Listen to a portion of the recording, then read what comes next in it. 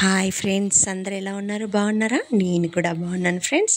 మీరు కూడా బాగుండాలనైతే నేను మనస్ఫూర్తిగా కోరుకుంటున్నాను. ఈరోజు రెసిపీ వచ్చేసి పుల్లని శామగడ్డల పులుసు అండి. చాలా అంటే చాలా బాగుంటుంది. నేను చేసే విధంగా ట్రై చేయండి. మీ పిల్లలైతే చాలా ఇష్టంగా తింటారు. ఈరోజు నేను చేసే ఈ రెసిపీలో చిన్న ట్రిక్ అయితే దాగుంది ఫ్రెండ్స్. మీరైతే కనుక్కోండి, చూద్దాం.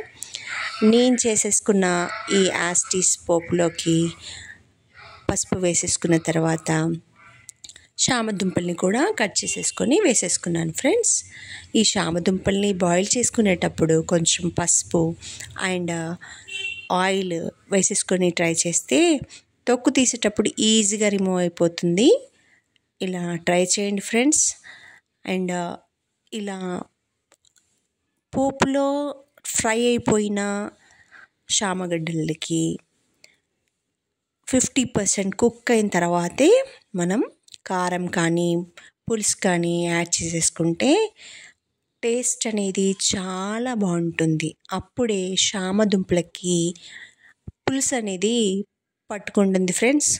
అందరూ తెలియకుండా నార్మల్గా తాలింపు వేసేసుకొని పులుసు యాడ్ చేసేసుకుంటారు.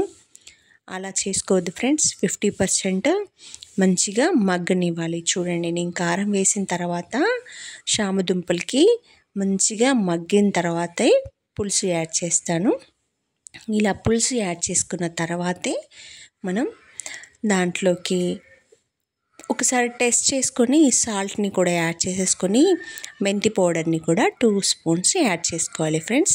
ఈ మెంతి పౌడర్లో మనం నార్మల్గా రెగ్యులర్గా వాడే మెంతి పౌడర్కి మనం లైట్గా కొన్ని బియ్యం కూడా యాడ్ చేసి, మనం ఇంట్లో వాడుకునే బియ్యం యాడ్ చేసి మనం నార్మల్గా మిక్సీ వేసేసుకుంటే ఏ సూప్లో వేసుకున్నా కొంచెం గ్రేవీ లాగా అనిపిస్తుంది ఫ్రెండ్స్. మీరు ట్రై చేయండి.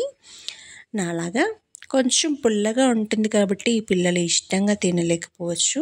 సో మనం షుగర్ కానీ లేదంటే బెల్లం కానీ యాడ్ చేసుకోవచ్చు. నేనైతే బెల్లం అవైలబుల్ లేకుంటే షుగర్ యాడ్ చేశాను ఫ్రెండ్స్. మీరు కూడా ట్రై చేయండి. నాలాగా చాలా టేస్టీగా ఉంటుంది. ఈరోజు ఈ రెసిపీ తింటే మా పిల్లలు ఫిష్ కర్రీ ఫీల్ అవుతారు. నచ్చితే లైక్ చేయండి ఫ్రెండ్స్, షేర్ చేయండి, సబ్స్క్రైబ్ చేసుకోవచ్చుగా. ఎందుకు ఫ్రెండ్స్? Bye friends.